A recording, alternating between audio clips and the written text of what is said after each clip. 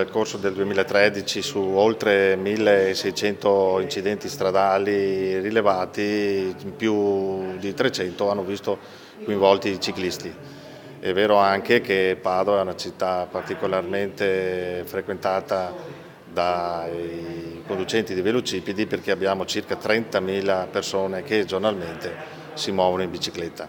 È chiaro che 30.000 persone che si muovono giornalmente in mezzo al traffico caotico delle città inevitabilmente vengono coinvolti in sinistri stradali. Ci sono delle aree della città che sono particolarmente soggette a sinistrosità, ad esempio via Facciolati?